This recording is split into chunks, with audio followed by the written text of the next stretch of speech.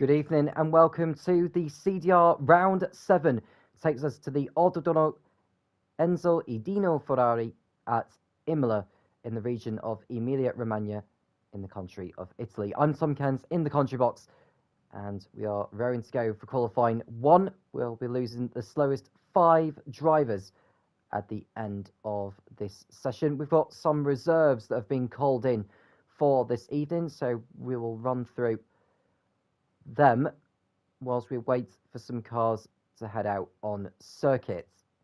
It's the first time that the CDR is racing at Imola. For the tiers they are F2 races which they have done here. It's the first time that they're racing at this circuit.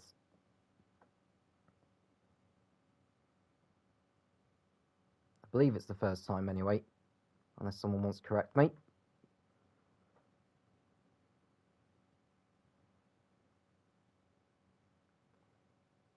So in regards to the championship at the moment, going into the round, Droftus had extended his lead last time out in Australia, with Rabico finishing in 3rd place.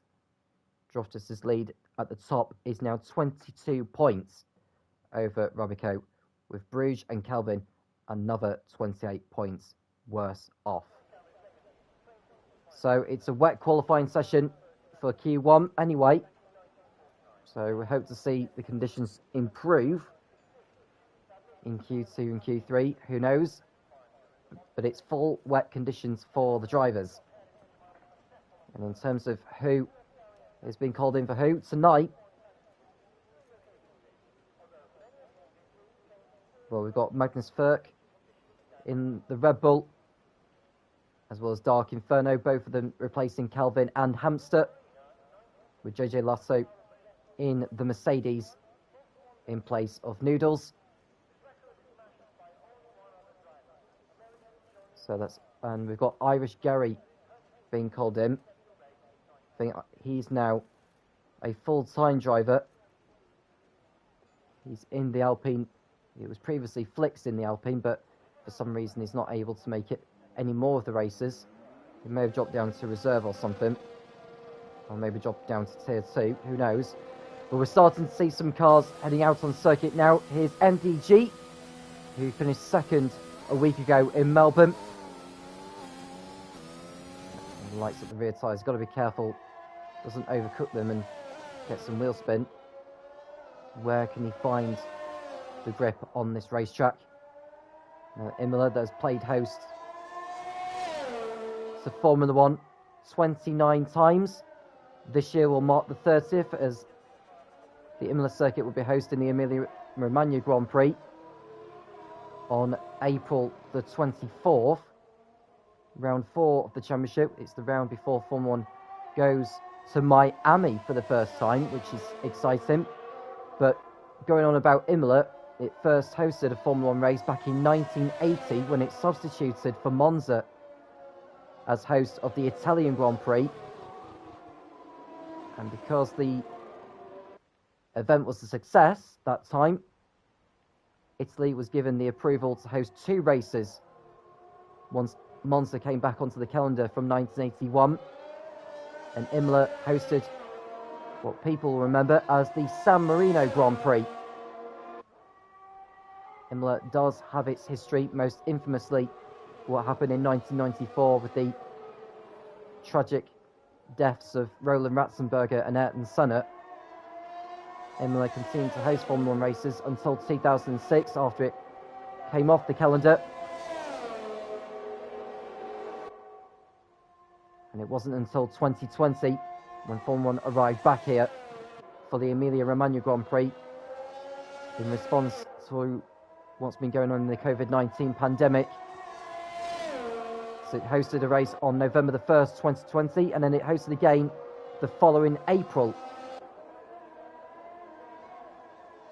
And it will be doing so again in 2022. Lovely to see Imola back on the Formula 1 calendar on a more permanent basis this time.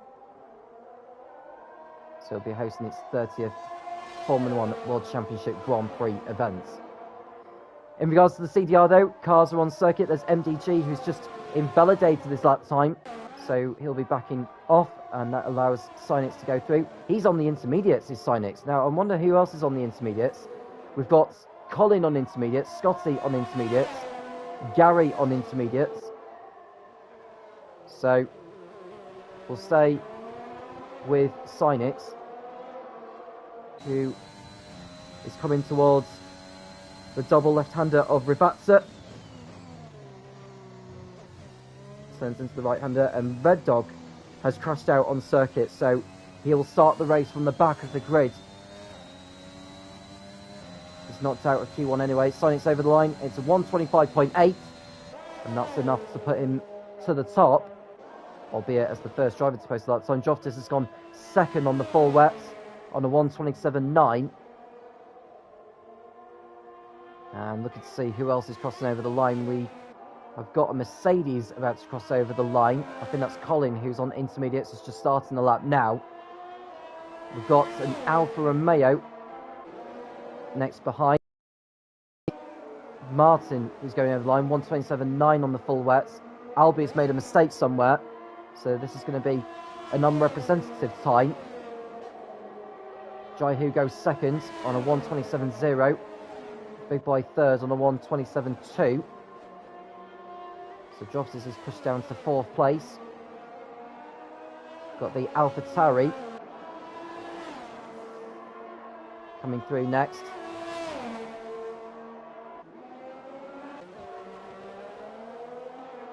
It's the other one that we want to be looking for, which is Scotty, the reigning champion. And he has gone to second quickest on a 126. Over a second off his teammate.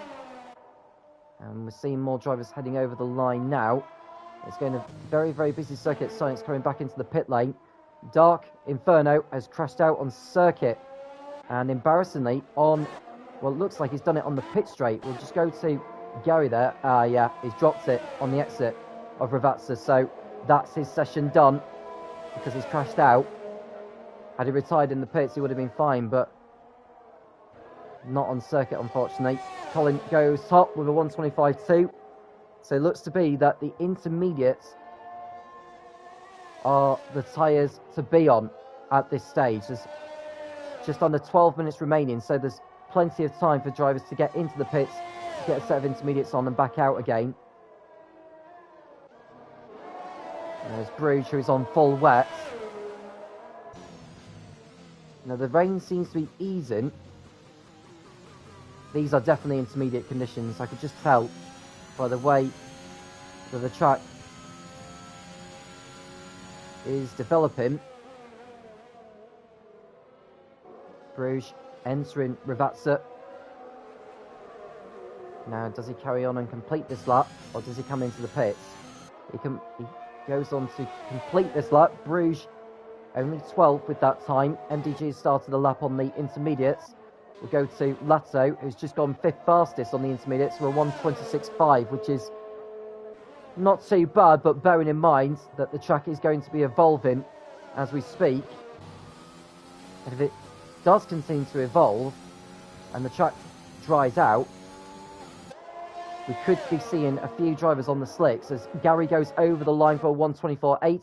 Colin beats that with a 124.3, nearly half a second quicker than the Alpine.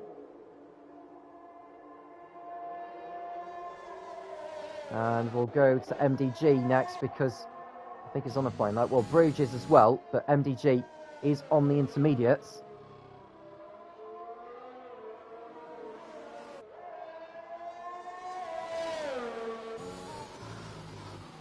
The rain is definitely easing as we speak, and MDG has unfortunately exceeded track limits at the Variante Alta, so that's his lap done.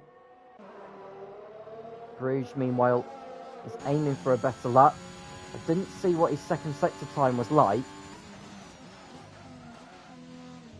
but judging by the way he's turning into the corners there, it looks like he is on a quicker lap than he was so before. So let's see how he does. Bruges over the line in the Alpine on full wets, or 127.1, and he goes 8th fastest. Lato improving to 4th place, 1 minute 25.6. It was around about 9/10 faster than he did so last time. So I would think those on the full wets need to get a set of intermediates on, unless they may be preserving them for the final few minutes of the session to preserve tyre life. There's Weatherman Harry, who is still on full wets. And Bruges continuing to go quicker 3 sets to 1. So he's doing very well at the moment.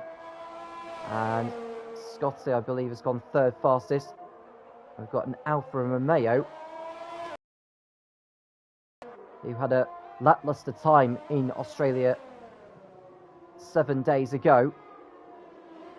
And Bruges trying to boot the throttle coming out of Akron-Raleigh.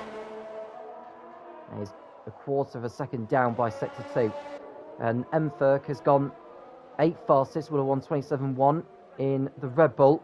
There's definitely more time to be found, so I'd like to think he'll just carry on improving as he is. And as Joftis has exceeded track limits, unfortunately. He's on the back foot at the moment. MDG goes fastest with a 1:24.1.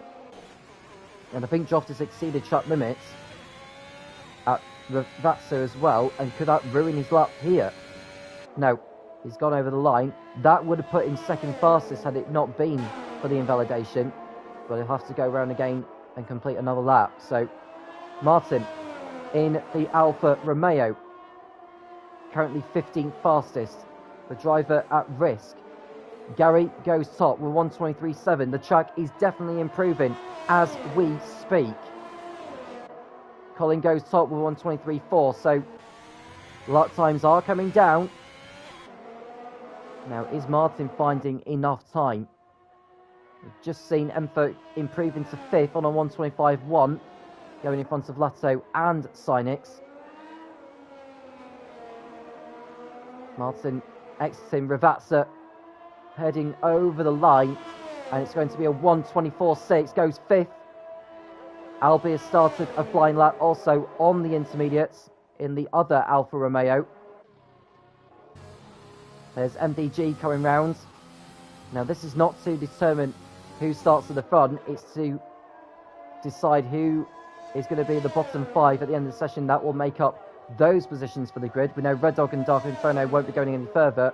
Ravico is out on circuit. He's on an invalidated lap. His McLaren teammate Jay Hartnell in 16th. He's obviously on an improvement through sector 2. There's a Ferrari in front of him, which is Dan, who I believe is on a faster lap than he did so before.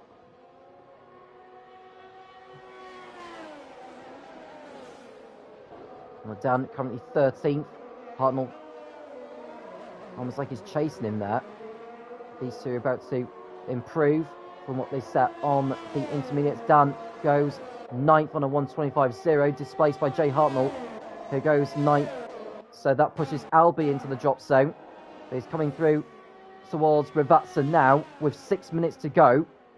Albi, Teddy, Red Dog, Dark Inferno and Rabico make up the drop zone at the present moment. Albi coming over the line now for 1:24.3, goes 6th with that time. That pushes Big Boy into the drop zone. Here's the Haas coming through Ravazza corner. Bruges is stuck in the pits at the moment. And Big Boy coming through now, 1:24.1, so Bruges is now pushed into the drop zone in the bottom 5. Want to go to Rabico as Joftis now goes fastest on a 1:22.9.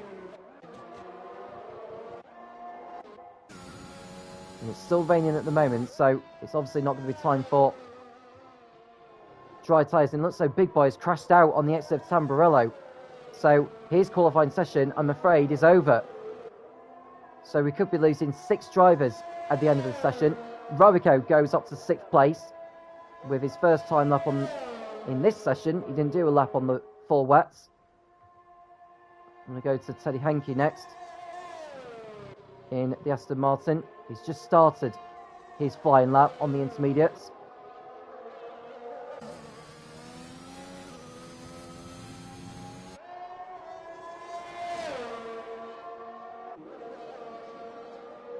wonder who else is going to be coming through to complete another lap. I think Albi's just improved to third place now on a 1:23.4. The track continuing to pick up.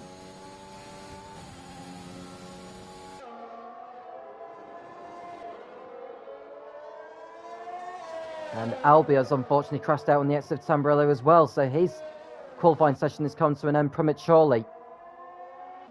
So some drivers are pushing too hard at the moment. Yeah, Albi's lost it big time there.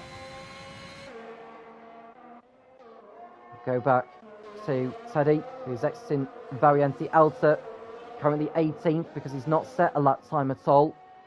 The driver at risk is Mferk. In 13th position, it shows on the leaderboard. He's technically 15th, but he's up there because of Albi and Big Boy crashing out on circuit. Teddy over the line, and he goes up to 12th place. So Mferk now into the drop zone.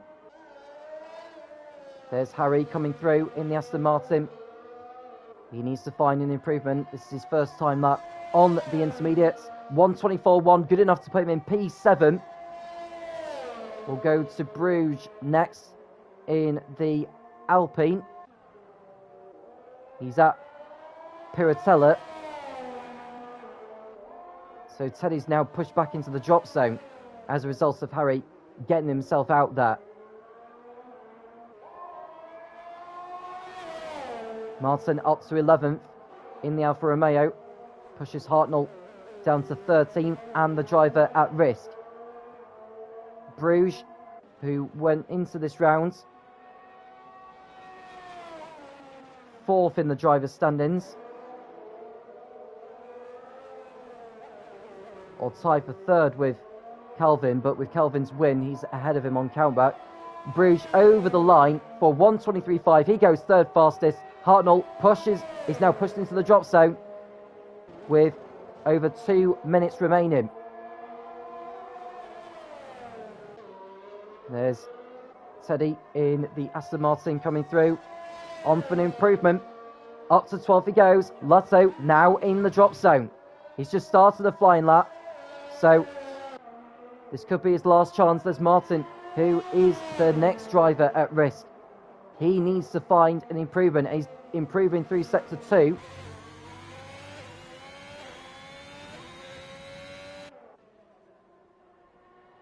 I think Jaihu is coming through Ravazza corner. So in the Haas, he falls for an improvement. Goes up to 9th place with that lap. Martin next behind goes up to 9th. So Jaihu down to 10th place. Scotty 11th at the moment on an invalidated lap. So he's not going to be improving. Teddy not improving on his latest lap, so it's unlikely he'll be improving. There's Mferk, who's down in 18th position. So one of the reserve drivers being called in for tonight is on the brink of being knocked out at the first hurdle.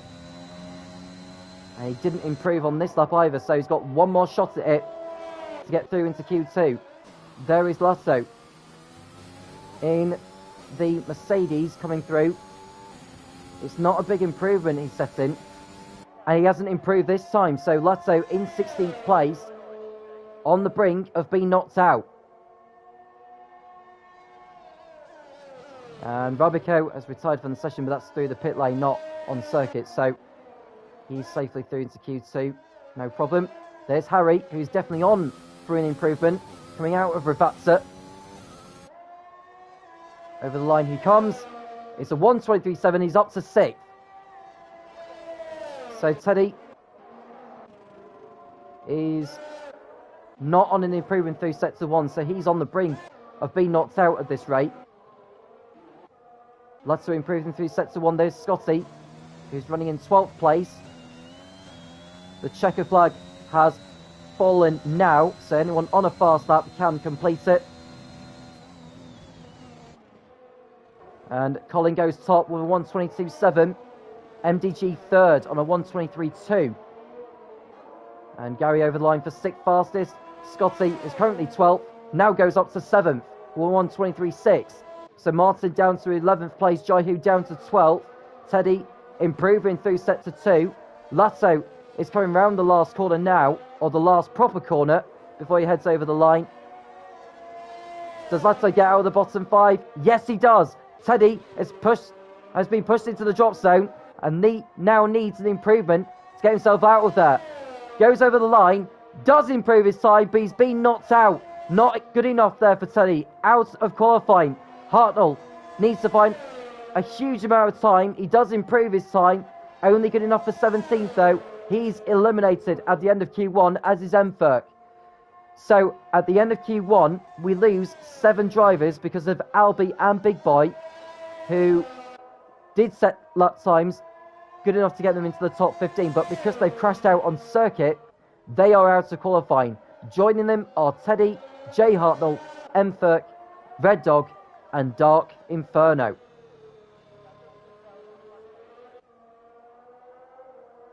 So that's the end of Q1 there, as Harry gets through in 8th.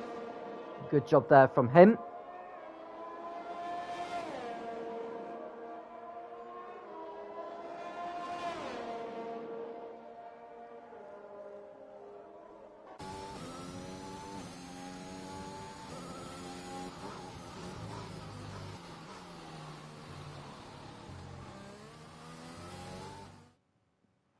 So the end of Q1 sees Colin fastest by a couple of tenths. 7 drivers we lose. You can see there with them being highlighted in red. They are Albie, Big Boy, Teddy Henke, Jay Hartnell, Mferk, Red Dog, and Dark Inferno. The top 13 go through to Q2. We'll be back for the second part of qualifying very shortly.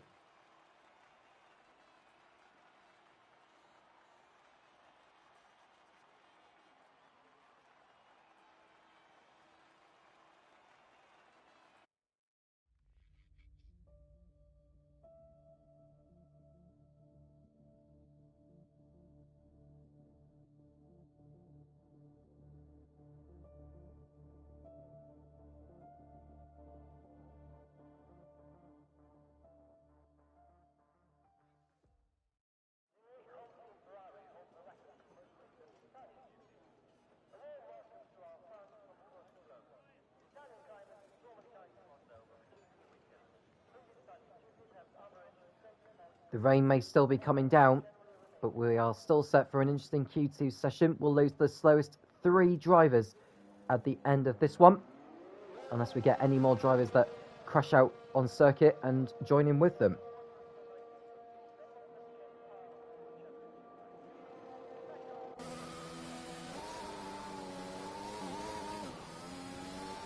And once again, MDG is the first driver out on circuit.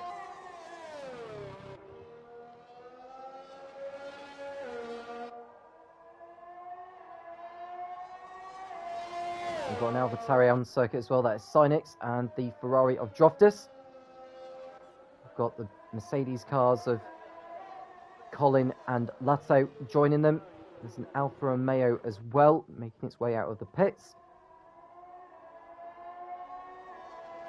So whilst we're waiting for some laps to come in, or for MDG to begin his first flying lap of the second part of qualifying, this is round 7 of the championship. We've been to Zandvoort, Shanghai, Budapest, Silverstone, Portimao and Melbourne.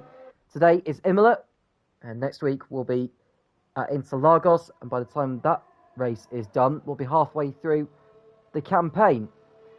We go to Canada for the first Friday of February, and we go to Austin, followed by Paul Ricard, and then Abu Dhabi to round off the month.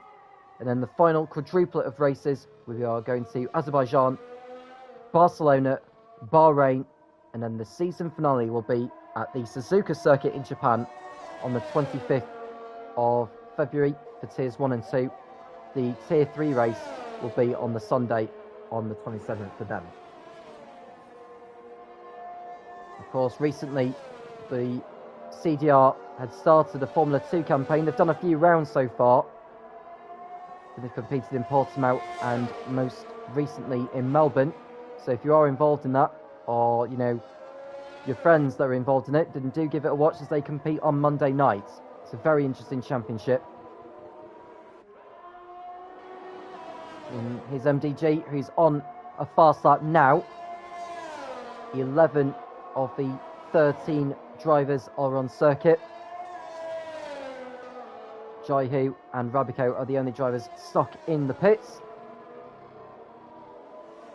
Perhaps just waiting for a gap in the traffic before they decide to make their move.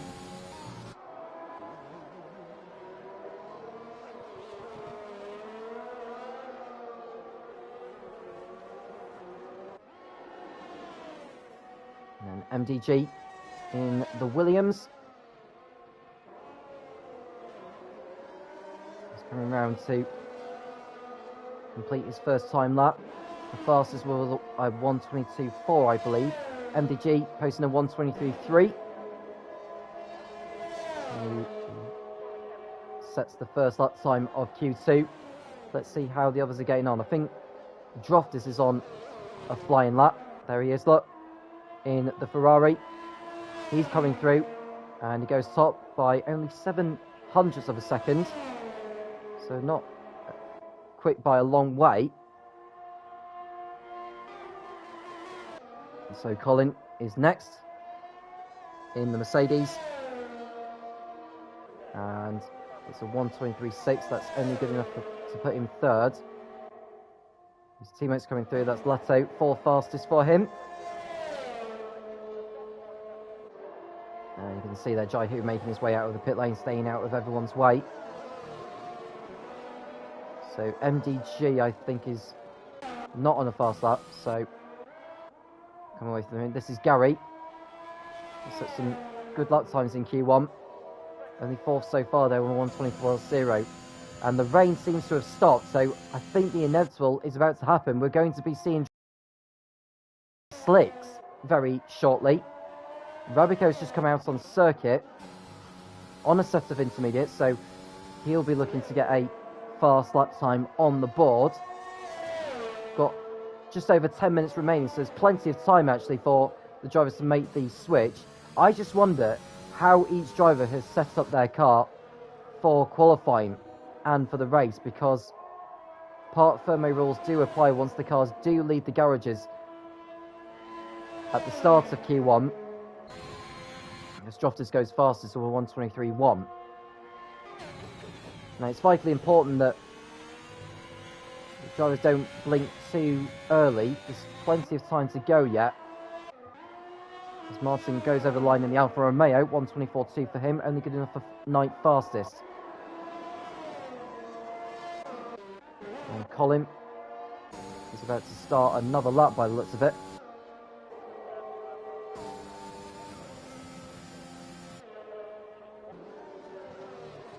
So Jaihu is on a lap now in the Haas.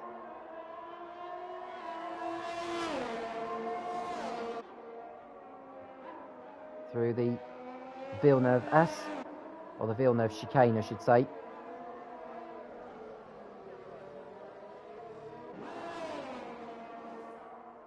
It's in the Tosa hairpin and uphill towards the fast left-hander of Piratella. And it looks like someone has gone off into the gravel trap. And it's a McLaren, it's Don Rabico, who has just lost it there. I think it sort of confirms there's hardly any grip left for the intermediates to be on circuit for. So I think we're going to be seeing drivers back into the pit lane now and going on to a set of slick tyres. Now, the question is, what compound do you choose to go on? Well, if you're one of the faster drivers, you may want to try and take a gamble on the mediums, but the problem you have is how the track is going to evolve, because it's going to become grippier and grippier as the session progresses. Jaihu crosses over the line, 10th fastest with 1:24.1. Lasso coming back into the pit lane. Harry not on an improvement. Scotty on an improvement through sector 1. And Rabico seems to have lost his front wing in the McLaren. Stays out of the way.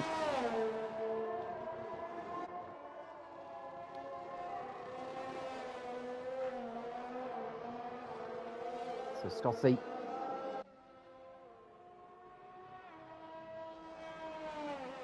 into Ravazza. And Scotty has had a rocky start to his title defence this season. So he's missed 2 rounds at Hungary and Silverstone. His best result coming in the opening race of the season in Zandvoort, where he finished 6th. He's gone up to 5th place with his latest lap. Martin through Akamaru Raleigh. I wonder if Jaihu may be on another fast lap. Well, he's not anymore now because he's exceeded track limits, but I think he's going to be heading back to the pits anyway. So we've got 7 minutes remaining. So the DRS has now been enabled. So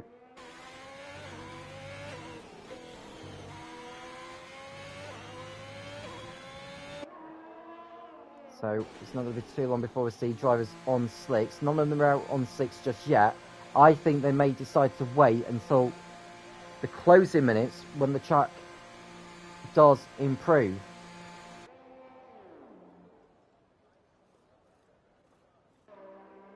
So Martin making his way back to the pit lane.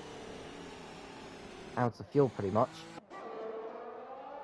Scotty will be doing the same as well, as will MDG.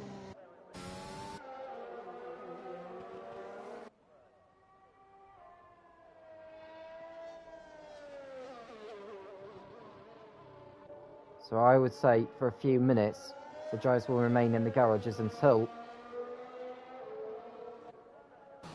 they decide to make their way out on circuit. So the drivers in the bottom 3 at the moment are Dan, Lato and Rabico.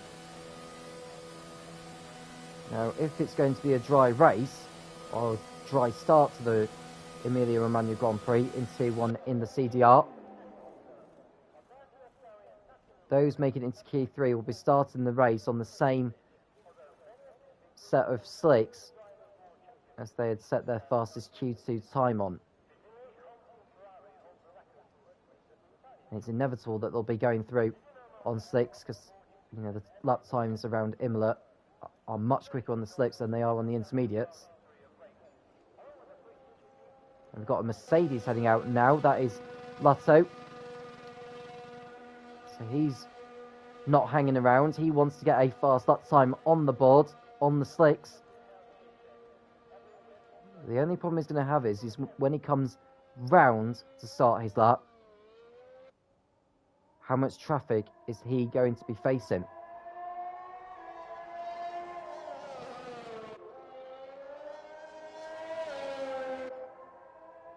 We've got less than 5 minutes to go now, so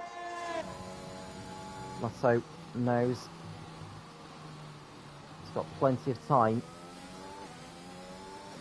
I'm just thinking, is he going to have enough time to get back to the pits and get another set of softs on? I think the answer is going to be no, so he's got to make, ideally, the first attempt count. It's a fast-flowing circuit, is Imola. Jaihu is out on circuit, as is Rabico. Harry, likewise. And we've got a Williams on track, that'll be MDG, as well as the AlphaTauri of Cynix, I believe. Yes, it is. Now, Lato is okay for traffic at the moment. Yeah, he should be fine. There's no one exiting the pits now.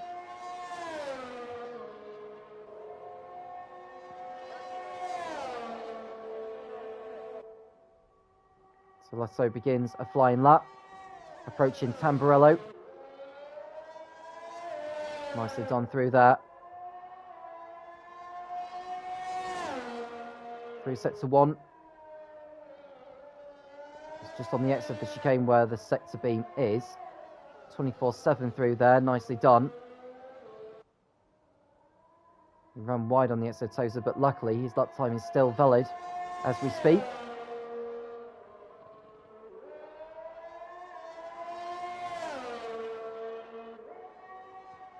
So Lato, who was narrowly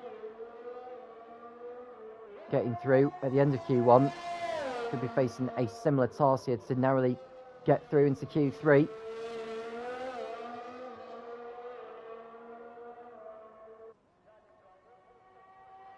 He's heading over the line now, is Lato. Next to Ravatsa.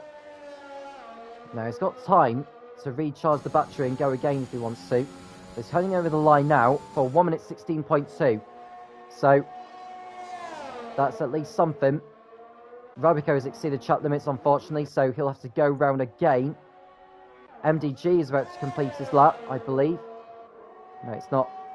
Bruges is just starting the flying lap, so we'll go to Jaihu next, who's rounding the last corner now, or the last proper corner. 1 minute 16.1 for him, and that's nearly a 10 faster than what Lato had just posted.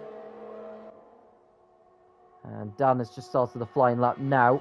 There's the Mercedes of Colin coming out of the pit lane, so he just needs to be careful he does not impede other drivers. Harry now goes top with 1:49. That's a brilliant lap time there from Harry, finding a lot of time everywhere he can find. MDG second on a 1:15.8. Synix third. No, sorry, second I should say, 1:15.5. So MDG drops down to third place. Scotty has just started the flying lap. He might have exceeded track limits, to be honest with you. Everyone's on track now, so they'll have at least one attempt to get a lap time on the board, on the slicks. Harry just staying out of the way. Rabico without a lap time to his name in Q2. There's less than a minute remaining. Colin stays out of the way. He's on an outlap, but will get over the line before the checker flag falls, as will Gary. Now Rabico, the man sitting in second place in the Drivers' Championship. 1 minute 15.4. And only good enough for second place, but at least he should be safely through to Q3. Martin over the line, goes up to fifth place out of the bottom three. And Bruges has gone 7th on a 1:15.8, but he's improving through set to 1. Lato improving. Droftus is 10th for the moment. Scotty over the line, goes up to 8th place with a 1:16.1. It's not very quick though, to be honest with you. Jaihu on a slow lap. He's just exceeded track limits, unfortunately, so he's now on the cusp of being knocked out. Here's Droftus, who's on a set of mediums, which will be interesting for his race strategy later on. Droftus over the line with a 1 minute 15.8, good enough to put him in 6th. Bruges goes second on a 1:15.2. Martin up to 7th place, I believe. Or Dan going up to 5th on a 1:15.6. Or Lato going up to 6th with his latest lap.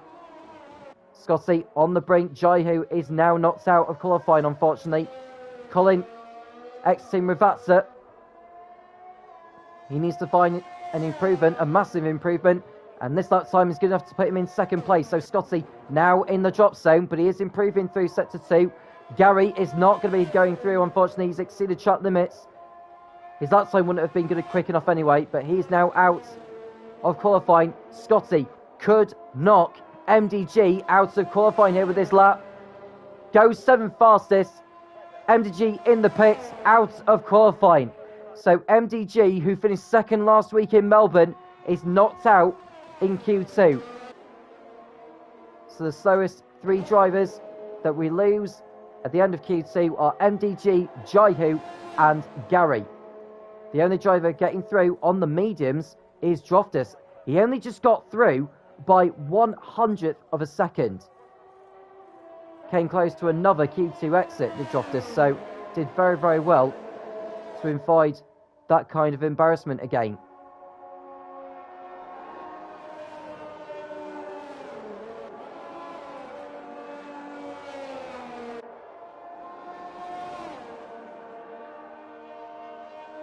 So just waiting for the classification to appear to confirm those who are eliminated before Q3.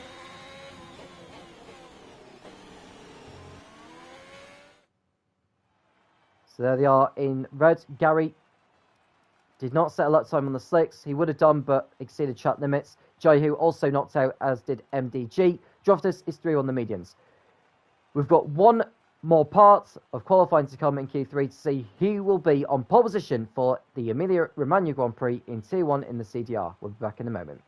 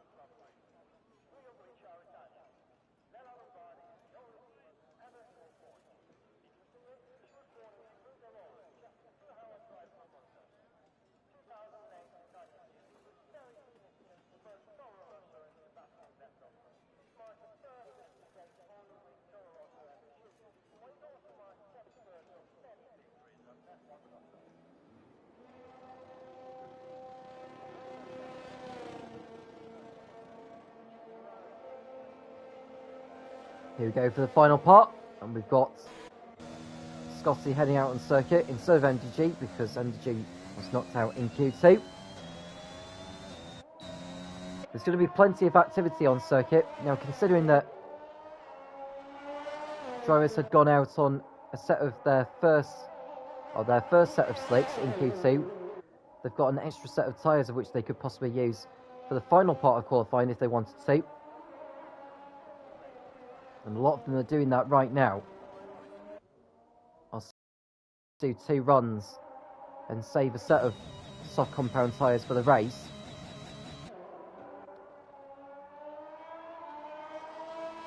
They're expecting a one-stop strategy here at Imola, given the time it takes to get through the pit lane and out.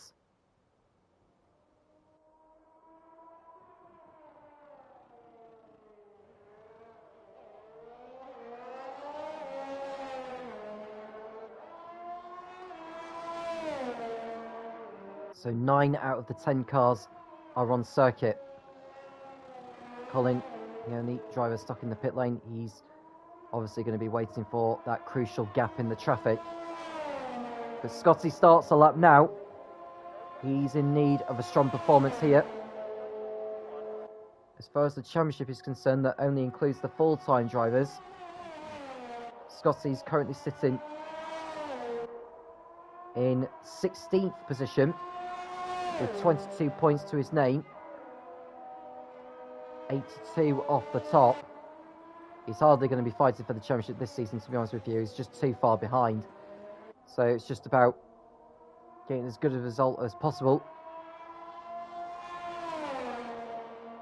I've just seen that Sinus has gone back into the pit lane, so he's obviously had a problem somewhere.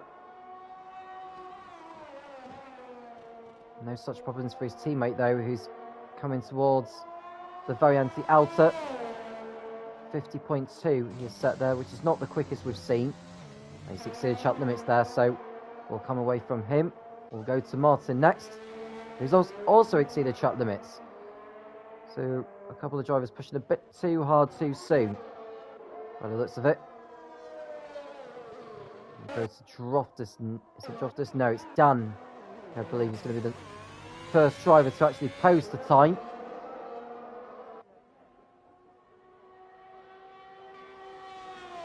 He's got the McLaren of Rabico right behind.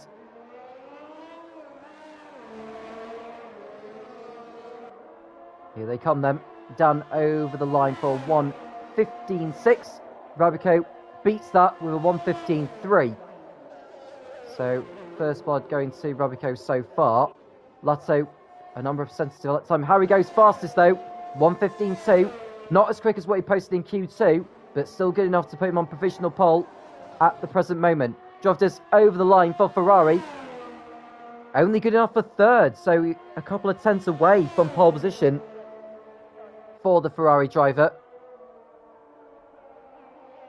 Bruges in the Alpine, setting a strong lap time so far. It's a 50.0. Now Bruges, who qualified on pole in Melbourne last week.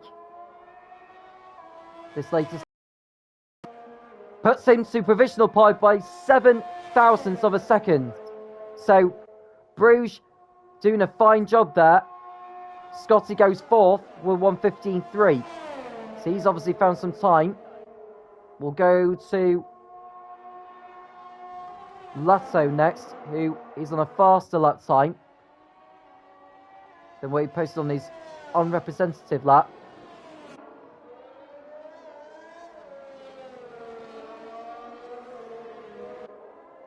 And Lato's coming back into the pit lane, actually. Here's his teammate, Colin, on a 50.1 by sector 2.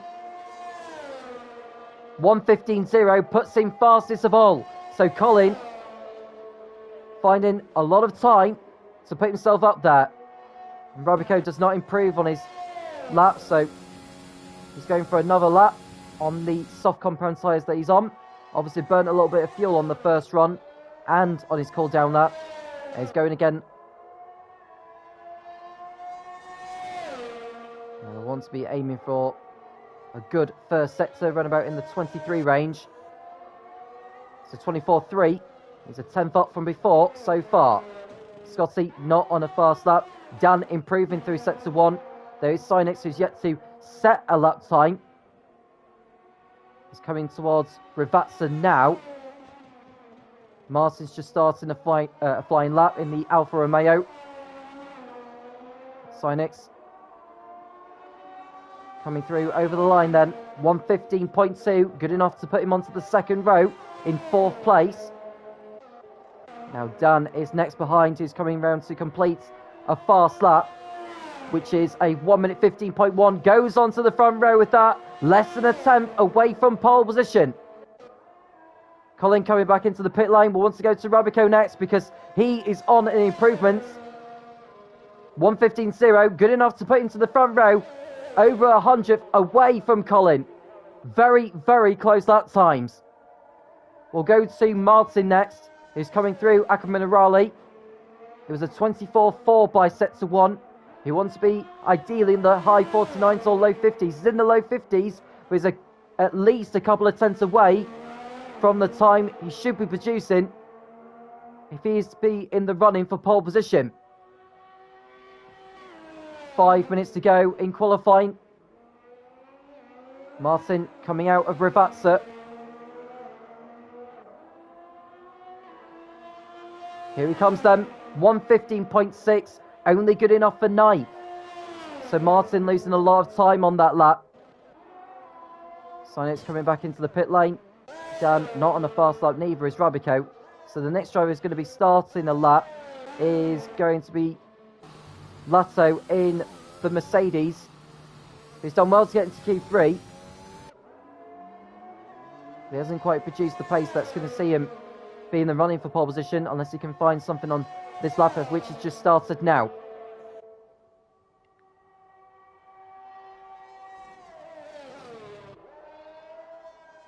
And he's exceeded track limits, unfortunately, so he may as well back out of that one.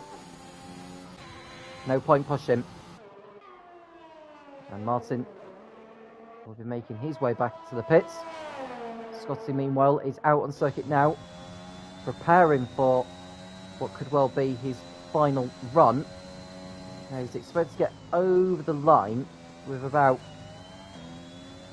3 minutes 20 to go. So by the time he gets over the line or completes his final lap, he'll have about 2 minutes and 5 seconds remaining, which is more than enough time to do a cool down lap and then another flying lap for when the checker flag falls. So Scotty in P7 at the moment, 3 tenths away from pole. Colin currently occupies that position. Scotty starts a lap now in the AlphaTauri. Can he avoid what Leto did and just stay within the track limits through Tamburello? Fine so far. Nicely done. Very nice line there through the Villeneuve chicane. And he's 600ths up from before. So far, so good for him. No traffic to worry about. The nearest car that's out on circuit are those who are just coming out of the pits now. So Scotty, with the track to himself, technically. 49.8 by sector 2. That's very, very strong. This is a very strong lap from Scotty. Coming down towards Rivazza corner. Or 2 corners of Rivazza. 1 left. And then another left. And there's a small kink before he crosses over the line. Is this going to be good enough for provisional pole for Scotty? You bet it is. Over a 10 faster than what Colin had produced. So Scotty, the reigning champion, is on provisional pole for the Emilia-Romagna Grand Prix at Imola. There's a bit more time before we do see more lap times, but that was a very, very strong lap from Scotty, especially in the middle sector. Lotto just backing off the pace before he goes for one final effort. Rabico started his final lap, as Harry. Although they've got a bit more time actually before the checker flag will fall. By the time they cross over the line, there's Lotto then beginning his lap. But we want to go to Rabico. How is he getting on through sector 1? He's 700ths down from before.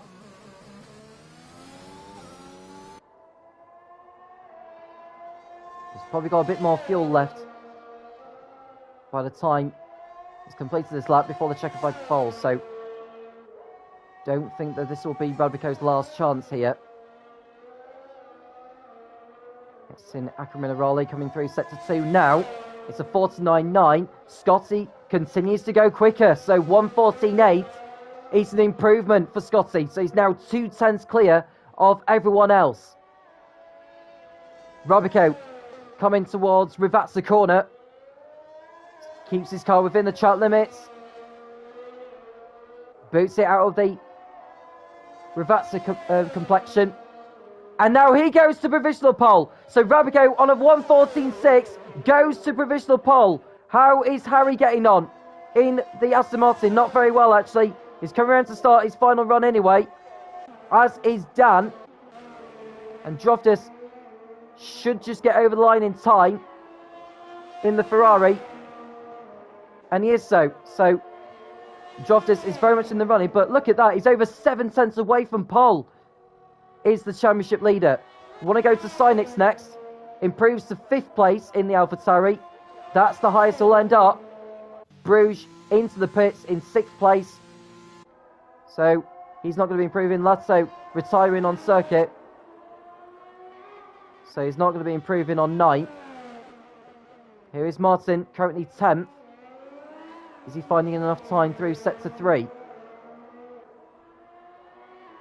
Here he comes over the line. It's a 1:15.4, good enough for 8th fastest. So a nice job there. What about Colin? How is he getting on? He now goes to pole with a 1:14.6, nearly a 10th faster than what Rabico had produced a moment ago. Rabico is not on an improvement, so he's not going to be on pole position. We're going to go to Harry next. Going faster than they did so last time. Not enough for pole though, I don't think, but he could get most certainly onto the second row. He goes up to 4th, does Harry. Good effort from him. Dan in the pits. But we want to go to Droftus next because he's not finding enough time throughout this lap.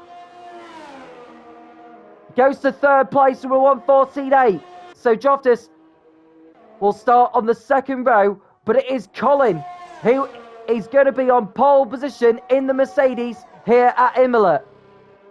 Rabico joins him with Droftus in 3rd place next to the reigning champion of Scotty. That's probably his best qualifying of the season so far. He really, really needed that. It was a matter of time before he came on form. And he came on form here at Imola in qualifying.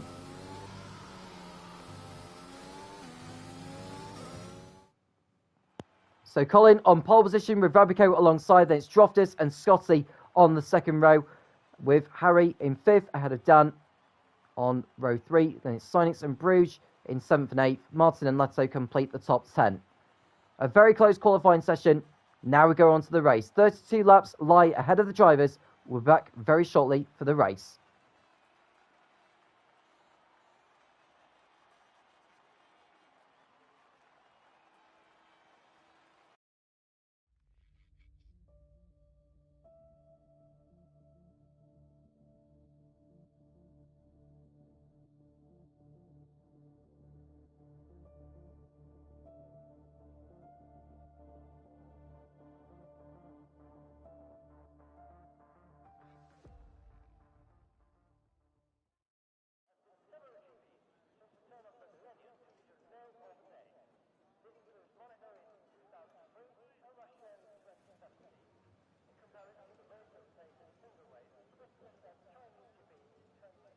So the 20 drivers are raring to go for the start of this one.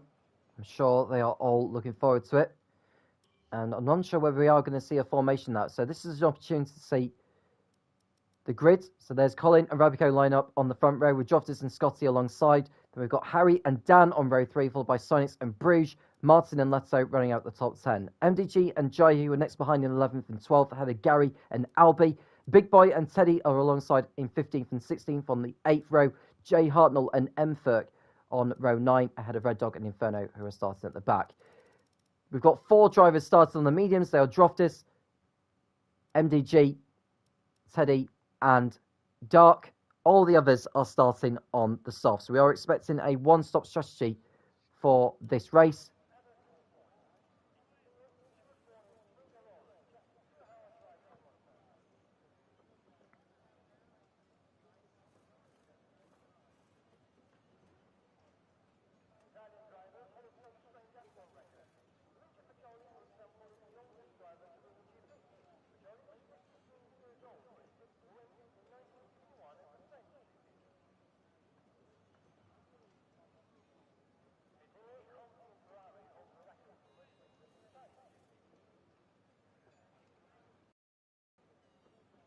So we're less than 30 seconds away.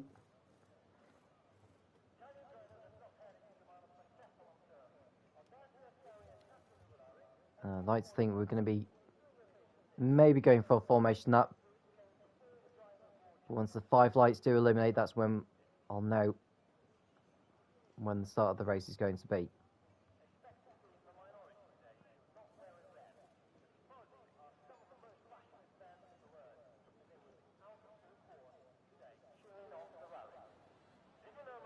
So we are going for a formation lap. Colin leading the field round with Rabico in second place. Then we've got Droftis and Scotty. And Harry producing his best qualifying of the season so far in 5th place.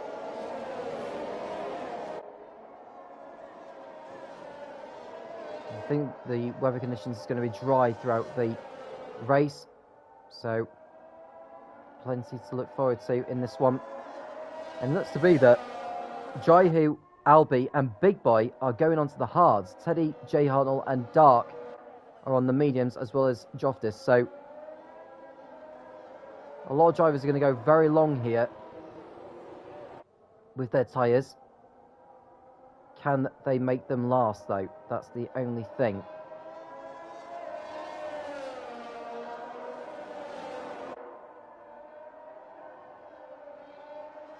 I suppose if they get a safety car later on, that could play into their hands, which will most certainly change the course of the race.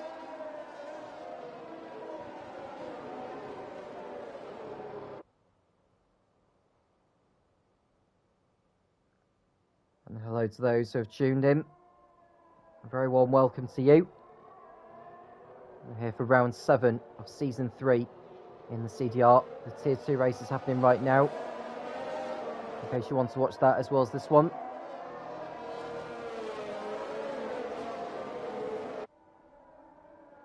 Let me know who your money is on as well. Now Colin, who has won from pole position before in Portugal, aims to do the same here at Imola. Watch out for Joftis as well on the medians. There's been such a competitive grid. There's going to be so many elbows.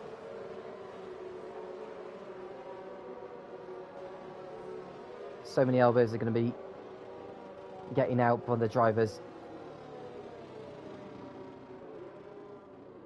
So we're ready for the start of this race then, as Red Dog and Dark Inferno make up the grid, and we wait for those 5 red lights to appear in front of the drivers.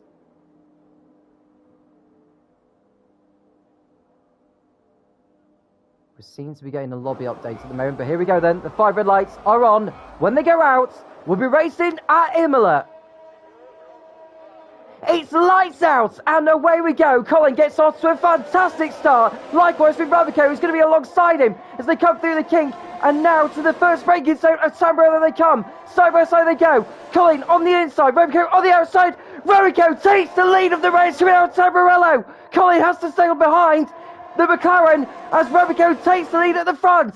Colin is in second place. Then we've got the Ferrari of Droftis holding firm ahead of the Aston Martin of Harry, who's got to a good start, down in fifth place. And Heather Scott is down a couple of positions into sixth. Sonic's in seventh out of MDG, and Martin Lotto holding firm in 10th place so far.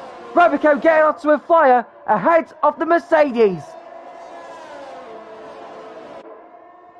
As they come into Aqua Minerali for the first time, Colin giving chase. There's no DRS for the first 2 laps, of course. So if Colin can stay within a second of Rabico, that could help him in the long term. Dan getting in front of Droftis, who might have just made a mistake coming out of Aqua Minerali, and his teammate has just got in front of him. Now, if you're Ferrari, what do you do? Because I think Droftis will want to get back ahead of his teammate for the sake of the championship. He may hold firm for now, but Rabico is already a second clear of Colin after the first lap. And we've just seen a move there. That looks like a Williams who's making a move. That's MTG on the AlphaTauri. Riding the curb a little bit there on the inside as they come towards Tamburello corner. And MDG gets through and up into 7th place. So MDG in front of the AlphaTauri. Martin next behind Sinix. Lasso 10th. And we've got Gary in 11th. Albi 12th. M30 doing a great job there. Up to 13th position. He was 18th on the grid, and now he could be making up another position by going right round the outside of Albi into the toaster hairpin. And what a move from the reserve driver tonight, making his debut in the Tier 1 category in the CDR and doing a fine job. Dark Inferno is another one to look out for as well. He did a great job last week in Melbourne as far as qualifying and the race is concerned. And he could be another... Oh, Inferno making a mistake. Albi and Dark Inferno getting back through. Well, Dark Inferno not getting back through almost, but Ferg nearly losing it there. And that's the Aston Martin Teddy making contact. Wheels banging there between him and the Red Bull. But it's Dark who gets back in front. We want to go back to the lead drivers because Colin is chasing after Rabico. A new fast stop of the race going to Colin, as he is now within a second behind. DRS is enabled. There's only one DRS zone on this track, and that's on the pit straight. So Rabico has got the lap to actually build up that 1 second margin to avoid being in a tenuous position of losing the race lead to the Mercedes. And look at Colin, he's just run wide there, although that was a glitch with the game itself. There's Dan in 3rd place out of Droftis.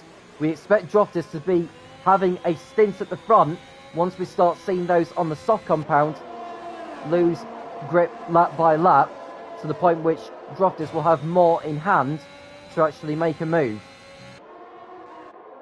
So Colin in 2nd position. Now, just because he's within a second and will have DRS doesn't mean that he is certain to overtake.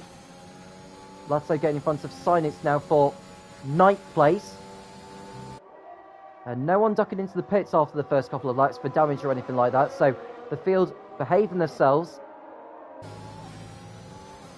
As Colin with the DRS open now. He'll get into the slipstream with the McLaren. And we'll have a go. Rabico maybe using the DRS to defend. Colin not able to make a move as MDG gets past Harry for 6th place. So a nice move there from him. I'm just looking to see if there's any other battles happening. There's Sinix and Lato fighting over 9th position. And someone's gone round. I think that's Dark Inferno in the Red Bull. Yeah, I just wonder if has he picked up damage. It doesn't look like he has. I think he just had a spin. So he's able to continue, but he's fallen down to last position now. So there are the leaders. Oh, look at that. That's Colin running wide there. I think that may be another glitch of the game, so just ignore that for now. And Emfer picking up the first time penalty of the race on lap 4.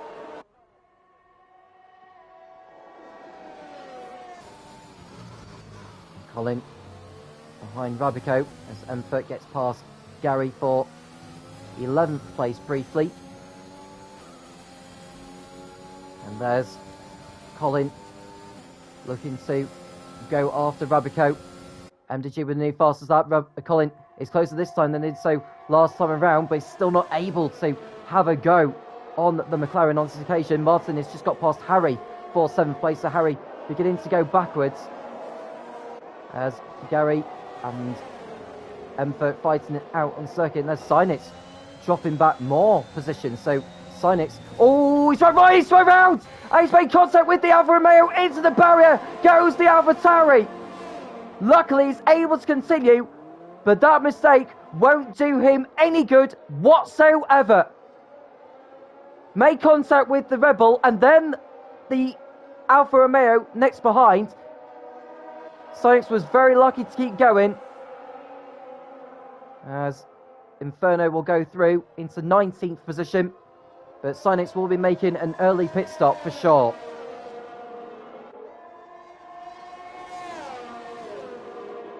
And Albie going in front of Emfert now for 11th place, or so he thought. The Red Bull has fought back.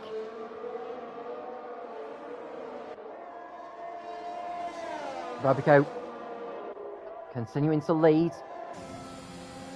Colin not giving up though. He may decide to wait until the round of pit stops. Martin posting a new fastest lap in the Alfa Romeo. That's probably aided by the DRS he would have got on this lap. Droftis in front of his teammate now, so Dan letting his driver who is higher up than him in the championship through into 3rd place. Scotty and MDG next behind. And Sainz into the pits for AlphaTauri. Now is he going to go onto the mediums or the hards, I wonder. Red Dog now with a time penalty in the Williams. It's the mediums going on for Sainz, so he may decide to go aggressive this time. He may decide to go on a 2-stop strategy. He's going to have to hope for a safety car though, to be quite honest, if he is to salvage anything from this race. So Dan in 4th position, he'll want to keep up with Droftis, but not attack him. So Colin behind Rabico in the fight for the race lead.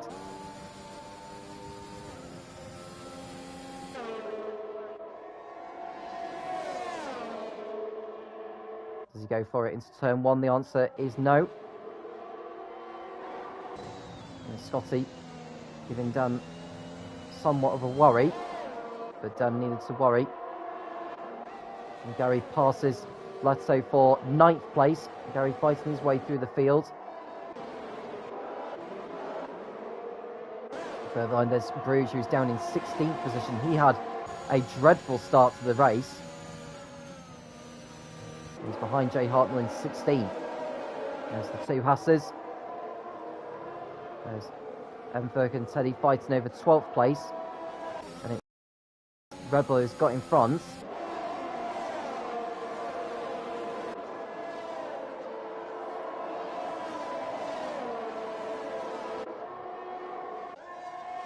So Rabico. We've got an incident in sector 2. That's Teddy going round it for a spin. He rejoins without any more drama, but he's lost time and place as a result of it. So going back to the leaders, as we watch Colin and Rabico once again. We're now on lap 8 out of 32, so we're nearly 25% of the race through. We've just begun this lap. And Dan not going for it on Droftis. He knows the situation. He knows he's on a different strategy to his teammate.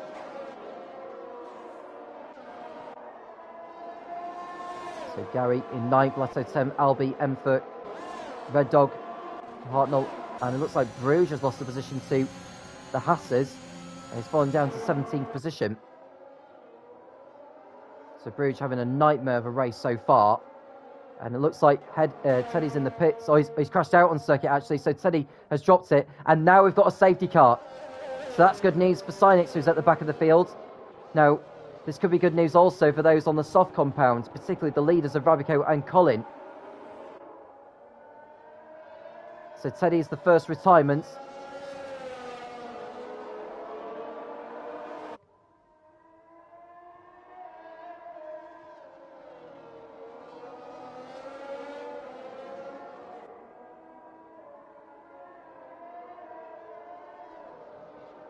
So they all come in now. Now, what does Droftus decide to do? Well, he's staying out, which is no surprise. Dan coming in. Scotty coming in. They need to be careful not to exceed the speed limit of 80 kilometres an hour. Harry also coming in.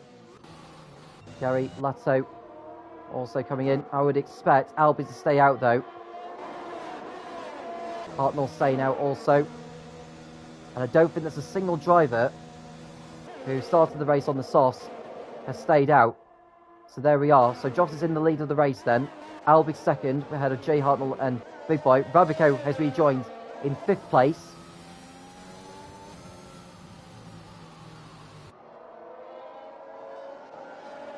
Colin and Scotty and Dan, MDG and Martin are next behind in 9th and 10th.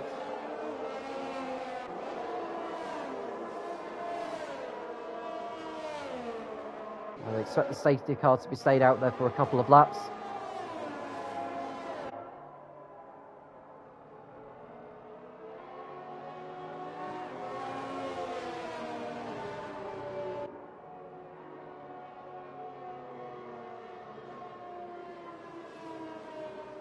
Coming over Aka Minerali, Droftus ahead of Albie.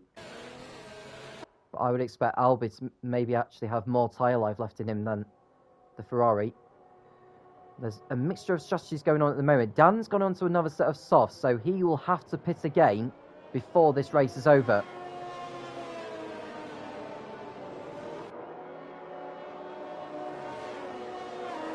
And it's the same for Gary. Emberg and Red Dog have also pitted in for softs. Dark Inferno going on to another set of softs.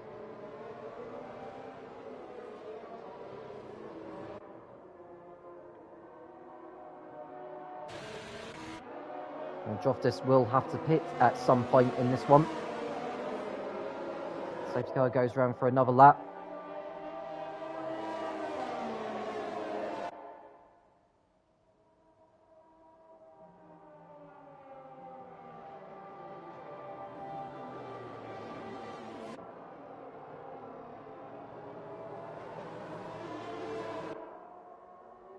And so Silence will catch up to the back of the field now.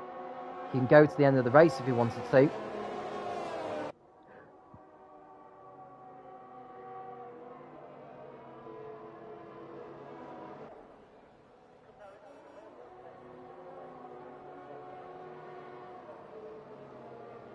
So as they come through Sosa corner.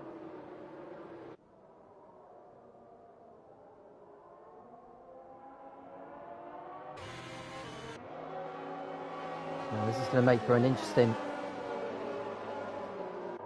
ending of the race. It's going to be a matter of who will have the best strategy. You would think that Droftus is going to be so far behind the others once he does rejoin, presumably on a set of softs, but he's going to be quick as anything.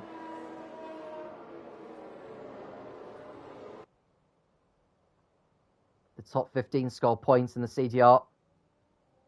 Finishes, that is.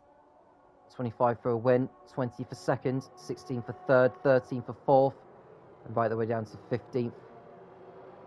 That would get 1 point, and it's also a point on offer for the driver who sets the fastest lap. But it must finish inside the top 10 in order to get that point. The safety car is coming in at the end of this lap, so Droftus will slow down, back the field up, and he effectively becomes the pace car.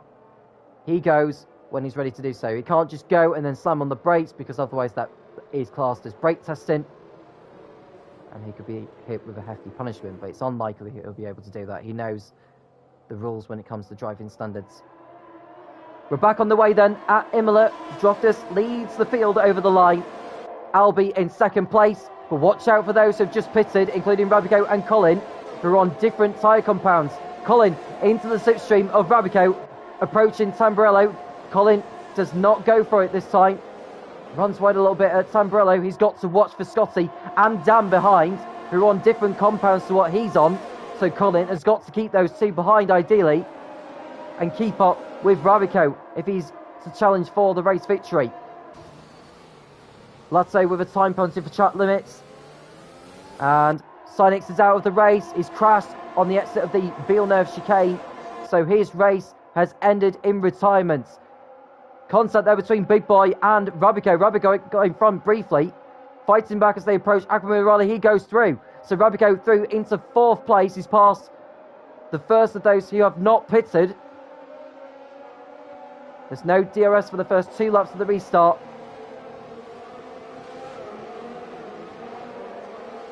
And we've just seen Bruges being overtaken down to last position.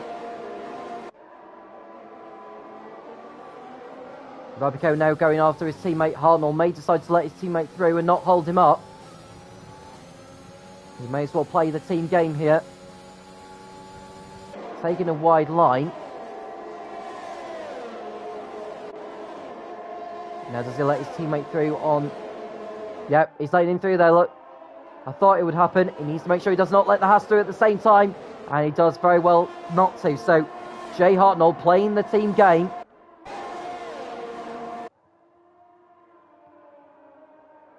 And it won't be too long before Rabico gets on the back of the Alfa Romeo of Albi as Colin goes to the outside of Big Boy.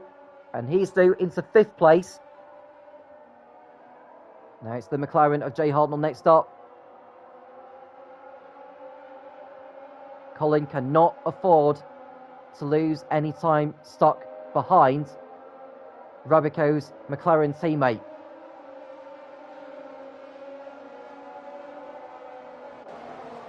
His best chance is going to be on the pit straight, but he's not going to have DRS on the pit straight on this lap regardless because the DRS has not been enabled yet. And looks like Red Dog has gone for a spin at Variante Alta. So he's dropped back. Colin fighting it out with Jay Hartnell for 4th place. Hartnell using his ERS to defend.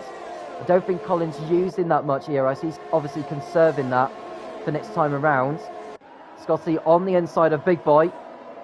And has he got the move done there? The answer is no, he hasn't. And Dan able to take advantage of a mistake, and he's doing to P7. Now Scotty's under threat from MDG, last season's rival. On the inside goes MDG. He's not through yet. We've got Dan stuck behind Big Boy at the moment.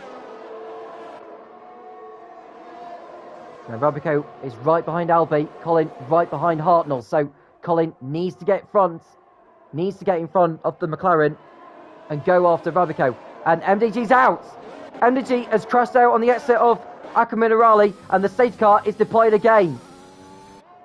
So MDG's race has ended in disappointment. The safety car is deployed. Now what will that mean for the leaders? I think they're going to have to pit. They are going to be pitting, so Droftis is in, Albi's in, but Droftis has gone in too quickly. 5 seconds of a time penalty for him. Soft tyres going on. I doubt he'll go to the end of the race on those, so I think he may as well come back to the pits and get another set on. And interestingly, some drivers who have already pitted have gone into the pits again, and to be honest, they haven't got anything to lose because they're going to be catching up to the back of the pack anyway. But Jay Hartnell has actually stayed out, and the reason why I think he stayed out is to protect his teammate. He will have to pit in at some point, but he's given his teammate that much of a buffer to protect him from those who are fighting for victory with him.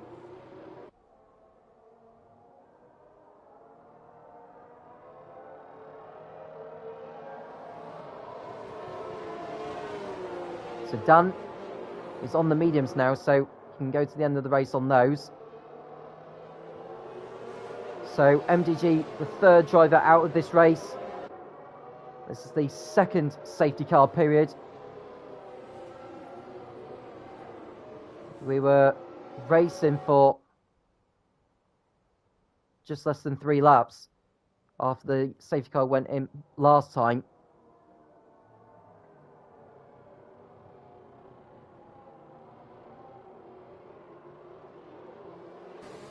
Now Hartnell, as far as the championship is concerned, he's sitting in 11th place on 33 points. He had a good time in Melbourne, as we said, from the back of the grid. He was on the alternate strategy to a lot of the other drivers.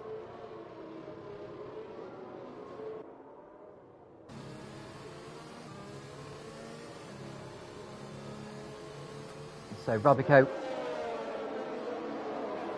in the lead ahead of Jay Hartnell. And we've got more drivers coming into the pits. I think Droftis is coming in to get that 5-second time penalty out of the way, but he's going to fall to the back of the field as a result of this.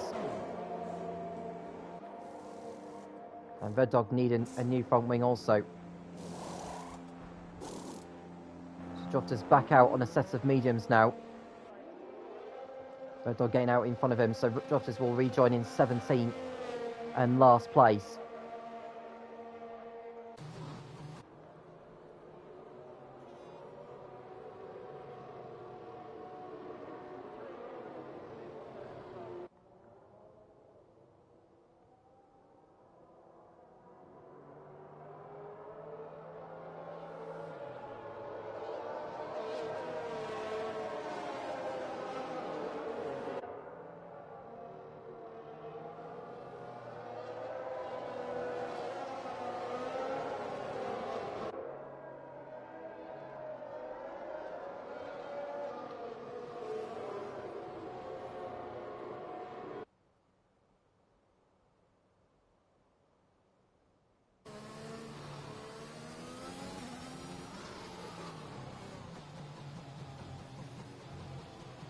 And so the safety car is going to be coming in at the end of this lap.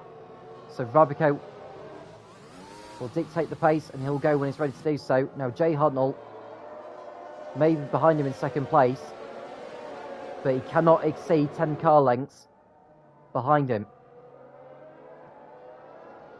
Now Colin may decide that he could complain about that, but Jay Hartnell is still within 10 car lengths. We're back on the way then at Imola. Rabico leads. But we've got Colin, who's getting on with it here, and he's going to go past Hartnell with ease, and he's through into second place before they get to Tamburello. So Colin going after Rabico in the fight for the race victory. Lato is also in there in fourth place ahead of Scotty and Bruges. Jaihu is in seventh ahead of Albi, who's on the soft compound tyres, so we expect him to make a move rather swiftly.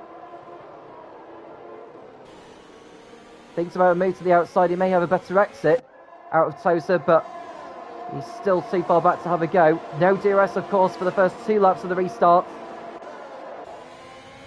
One driver to keep an eye out, though, is Droftis in the Ferrari, who's down in 17th place. Got past Red Dog, I believe. I think someone spun round, actually. It looks like one of the Alpines is off. That is Bruges, whose race has gone from bad to worse. So he's fallen to the back. Big boy with a time penalty now for track limits. Jay Hartnell under threat now from Lasso, who's on much better tyres than he is. How far can Hartnell take his tyres before he decides to duck in for the softs? Well, Latto's making his way through now in the Mercedes. So we've got 2 Mercedes cars in the top 3 on the road. Latto will want to help his teammate here, unless he decides he wants to go for the race victory. He has that time penalty hanging over him, 3 seconds. And it looks like someone else is off. It's Dark Inferno in the Red Bull, who has gone for a spin.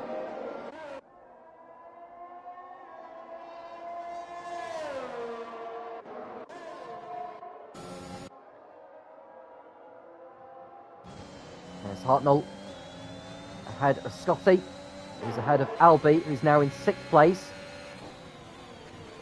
Now Albi will want to take his softs all the way to the end. He could go past Scotty here as they approach the Variante Alta. He's got past him without an issue, so Albi on a charge in the Alpha. Next one ahead of him is Jay Hartnell. Now the DRS has not been enabled yet, but it will do so once the leaders go past the start-finish line, but the next time they can use the DRS is next time around, because the detection point is just before Ravazza, as Albie gets past Jay Hartnell for 4th place, fighting his way through the field absolutely brilliantly.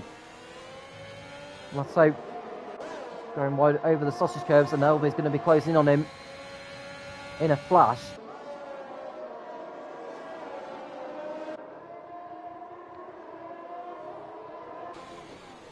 Now Lotto is not going to be an easy man to pass here for Albie. Albie's produced some good performances in the past. Could we see him on the podium again?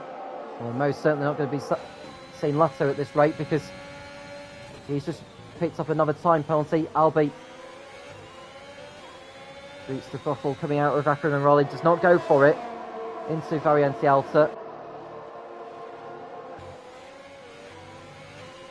He's going to have the DRS surely on the pit straight. Lotto in front for now, but surely Albie's going to be in front on the pit straight.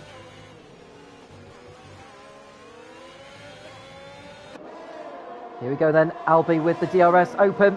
He is through into 3rd place. That's an excellent move. Made that look so easy. Scotty's going to get past Hartnell now for 5th. That was a bit of contact from the Haas there, big boy. Hope he didn't pick up damage from that, but he might well have done. So Albie through into 3rd place. Next one ahead of him is the Mercedes of Colin.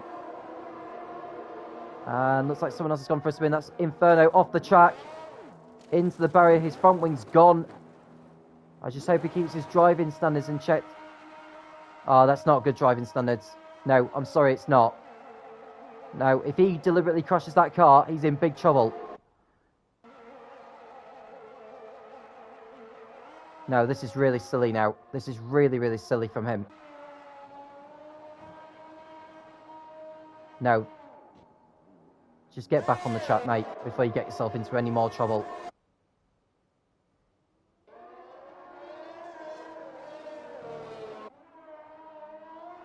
No, no.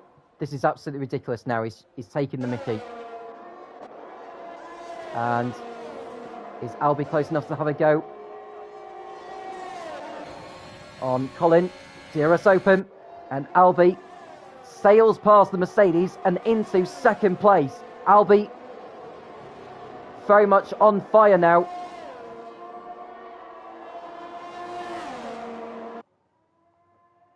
And Dark Inferno will be making his way back into the pit lane.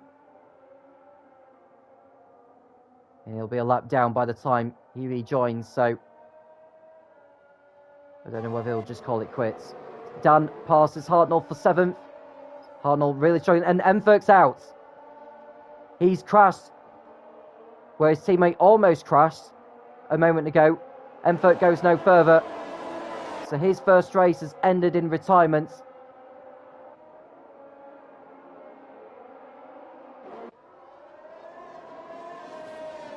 And Albie is currently 3 seconds behind Rabico. He'll want to pull away from Colin as soon as he can. Inferno in the pits for Red Bull, and he's out of the race also, so that's probably the right thing to do, to be honest with you. And looks like Red Dog has wrecked his front wing somewhere, so that'll be him into the pits for a new nose cone for sure.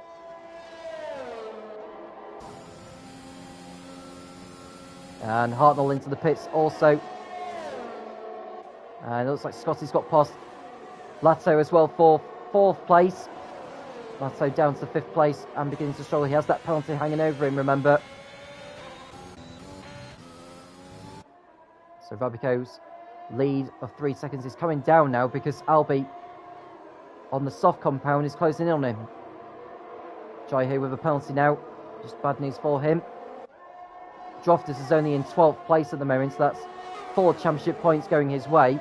Rabico at the moment, who's on course for 25, will narrow the gap down, and the gap will be at the moment just a single point going into the next race on the calendar. Now the next race, in case you are wondering, will be at Interlagos. Red Dog has just exited the pit lane on a set of mediums, so at least he's still on the lead lap, but he'll have to hope for a safety car at some point. Well, Colin is behind Albie. He's on better tyres now, I'd say, is Colin, so he's going to close in on him. He's not using his ERS on this occasion, though, so he'll stay behind for now. And we've got Big Boy making a move on Leto. On the inside, gives Leto a huge distraction there. Looks to the outside, can't quite complete a switch back. So the Mercedes lives on to fight another day. Drofter's not making that much of an impression at the moment. He's stuck behind so much traffic, it's unreal. Hartnell has just been out on track on a set of hards. Has he just gone on to the wrong set of tyres, maybe? Set of softs are waiting for him now. He's out on his way. He'll fall behind Red Dog for sure.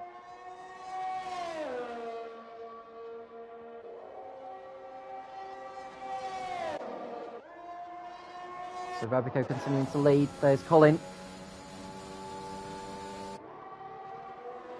Harry with a time penalty now for track limits. So as it stands, Joffis will be moving ahead of him once the penalties are applied at the end of the race. So Colin running in third place.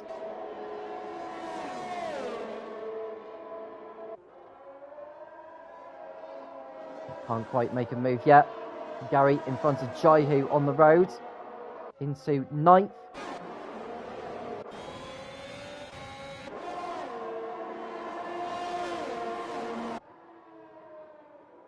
And so Big Boy looking to make a move also on Leto. Scotty on course for his best result of the season. In fourth place. And there's Albie, who crashed out in Q1, is making up for that in the race. But I think he's going to struggle, to be honest with you, towards the end. So just keep an eye out on his performance. Now, is Colin going to be close enough to have a go? I'm just looking at the ERS, and Albie's down to 5% ERS. Colin is round about 70% on his ERS, so I think Albie's going to very much struggle to keep him behind at this rate. In fact, Albie's coming into the pits. So Albie ducking into the pits from second place. And he'll go on to another set of soft compound tyres, I would imagine. Jaihu also into the pits. Probably with damage or something.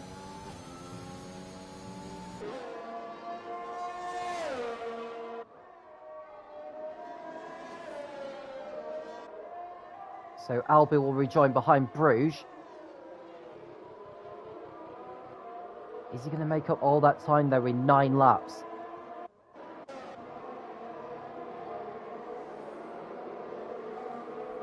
And there's Dan. Almost getting in front of Lato, but not quite doing so. I suppose whilst these drivers are dicing for position on track, those who've just pitted, i.e. Albie and Jaihu, will close on them rapidly. Look at that, Dan running wide there on the exit of Vaca Minerale. Martin may take the opportunity to go for a move. Hartnell with a new fast lap of the race. And Gary makes contact with Martin. Martin goes off track. Droftis is now looking to take advantage of those making a mistake. And he won't go for it into Ravazza. He's picked up a penalty now as Droftis. His race is going from bad to worse with the way he's picking up these penalties. Now, Dan looking to make a move here on Lato. Thinks about a move. Lato running wide a little bit over the sausage curbs. Dan looking to take advantage. Can't quite do so. So he stays behind in 6th place. Now the gap that Albie needs to make up, if he was to maybe finish in like 5th or something like that. He's currently around about 17 seconds off. So he'll easily make up the time with all these dice in 4th position. He'll get past Bruges, no problem. And then the next man ahead of him is Harry, who's another 11 seconds ahead. And Joftis gets past Gary for 8th place. Harry looking to take advantage. But he makes contact and goes for a spin. Does the Aston Martin. No damage is done. And he's lost a lot of time thanks to that. The gap between Rabico and Colin is 1.6 seconds with 7 laps to go. Scotty on course for a podium. He's a couple of seconds ahead of Big Boy, who's got a penalty hanging over him. It's a penalty of 3 seconds. Harry into the pit lane as Dan gets past Lato for 5th place now, so that was bound to happen at some point. It was just a matter of when.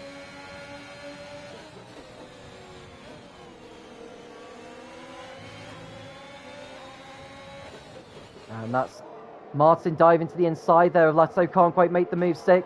Joftis is going to take advantage by the looks of it. To the outside. He's got the outside line for Piratella. Joftis runs wide though and has to concede this time around. Lato holding 6th position.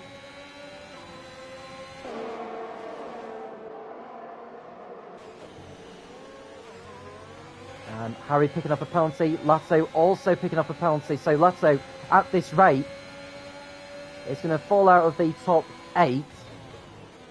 But with Bruges and Albi on fresher tyres, well, Bruges is not on fresher tyres, Albi's on fresher tyres, I should say. They're going to close under them quite rapidly. And just seen Collins got the gap down to 1.2 seconds to Rabico. There's Joftis thinking about a move, going for it into Tamburello, can't quite do it there, too far back. And now Collins continuing to really wheel in Rabico. He's on the better tyres than the McLaren, so it's like the longer they go, the better the tyre life will be for Colin over Rabico, who is fighting for the championship with Joftis. He's got a golden opportunity. He won't want to drop 5 points really, but he cannot afford to drop any more than that. He needs to claw back that margin as we are coming towards the halfway point in the season.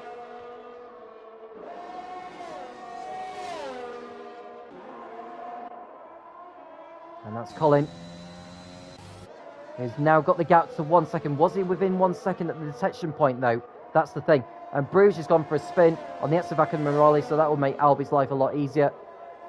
And Colin has got the DRS open, so he'll close in more now on Rabico. Won't get past him on this occasion, but he'll most certainly get closer. This race is not over by any means. Martin looking to make a move on Lato this time. This will look like a more straightforward manoeuvre. And he's through into 6th place. Runs wide though, does Martin. Lato runs wide. Joftis takes advantage of the open door and he's going to get through. So Lato's going to lose another place. And look at that. Joftis pulling off a brilliant move on Martin. He runs wide though. And Martin has got back through again on the Ferrari. Joftis to the outside as they go through Tosa. Joftis not able to get past and sits in behind the Alfa Romeo. There's Dan running in 5th place. We want to go back to the battle for the lead because Colin is within striking range to have a go. So as they come towards Ravazza. I've just seen the detection point is actually just before the first part of Ravazza. Now Colin has got the DRS open. Is this going to be good enough for him to have a go? Probably too far back to do it from there, so he sits in behind once again. We'll go back to the battle for 6th between Martin and Joftis.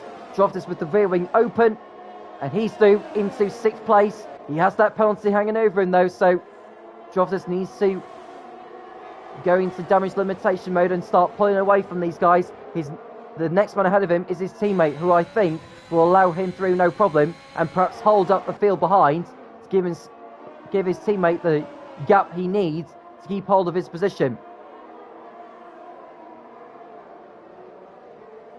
So Joftis beginning to make up for lost time. There's Albie running in 10th place. I'm not sure if he really needed to pit, to be honest with you. But we'll never know. He's 6.5 seconds behind Gary.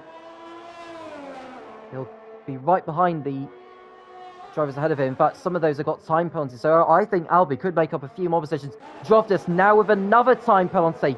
His race has gone from bad to worse, but the saving grace for him is that Martin and Leto's penalties are worse than his. But he's still going to lose the position to Gary and possibly to Albie as well. And Colin's in front! So Colin's got through on Rabico, who just missed the overtake, but we now know the results of it. Colin is through past the McLaren for the race lead with 3 laps remaining here at Imola. Now, is Colin going to take his second victory of the campaign? It looks that way, but it's not over yet because Rabico is still within a second of him, so he can still fight back. They were on old tyres, but they've got a long gap to Scotty, who is another 9 seconds behind them.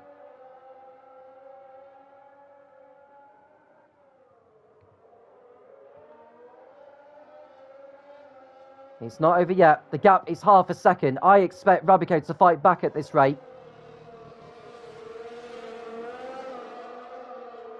The gap in terms of tyre grip is not that different, so Rabico will be fighting back, no doubt about that, as they both exit Ravazza.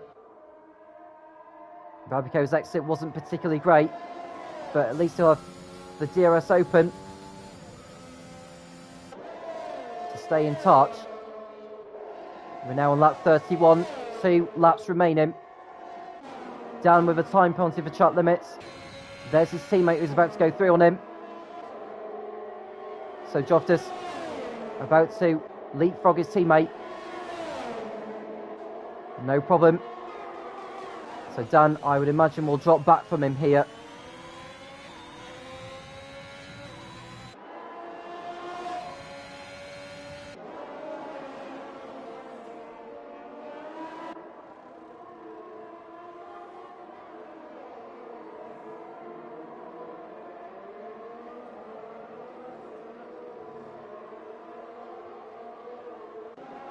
So, as it stands now with the penalties, the top 3 will remain the same, as will Big Boy, who's on course for a good result.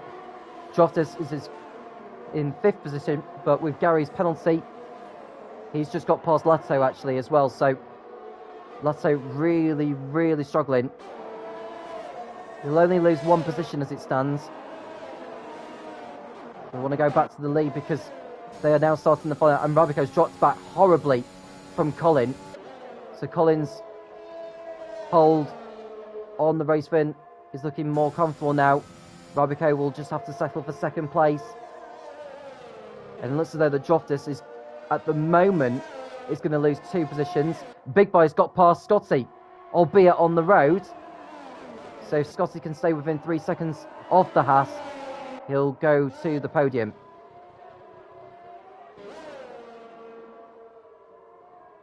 And there's your leader, Colin, on his final lap.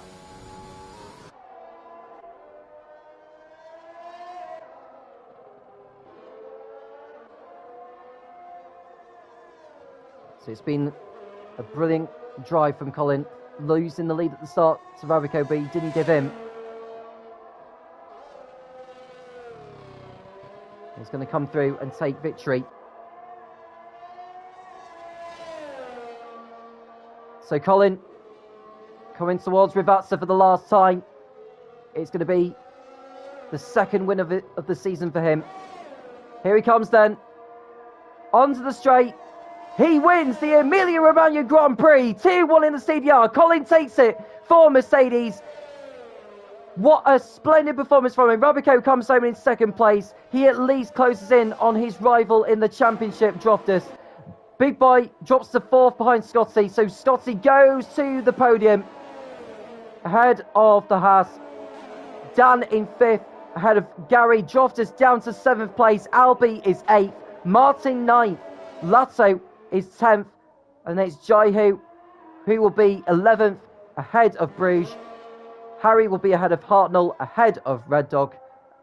And that's the last of the finishes. So Rabico picks up 20 points in this race.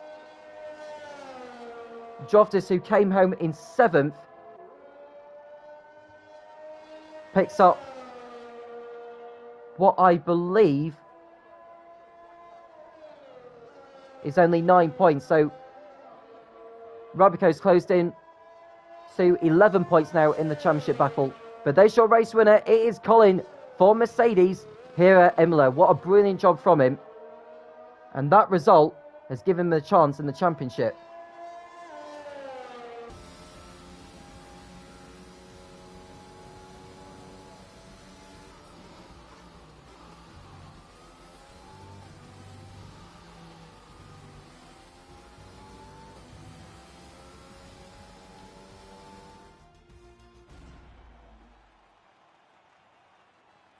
So there's Colin, who missed last week. He's missed 3 races already this season, so if he can actually be involved more often, he could actually be fighting for the title with Rabico and Joftis between now and the end of the season. So there's your race result. Colin wins, ahead of Rabico by over 5 seconds. Scotty 3rd on the podium for the first time this season. Big Boy 4th, a brilliant job from him from 15th on the grid. Dan 5th, ahead of Gary. Joftis in a disappointing 7th. Albie 8th. Martin 9th. Lato in 10th place on debut. Jaihu was 11th, followed by Bruges. Harry 13th. Hartnell 14th. And Red Dog, the last of the finishes, in 15th, but at least he picks up a point. Mthurk, Dark Inferno, MDG, Cynix and Teddy did not finish the race. So as it stands in the championship, as I've already mentioned, Joftis' lead has been slashed by Rabico. The gap is now 11 points at the top. Colin's victory moves him, I believe, just 1 point behind Bruges in the fight for 3rd place, although Martin may be up there in 3rd place. The championship standings will update within the next few days for sure. All that remains for me to say is thank you very much for joining us. Do make sure you like and subscribe in case you haven't already done so. And very well done to Colin taking his 2nd victory of the campaign, going into the next round of the championship, which will be at Interlagos, Brazil. This time next week, 8:30 p.m. Greenwich Mean Time on Friday, the 28th of January. I'm Tom Cairns, and I'll speak to you again soon when the CDR returns.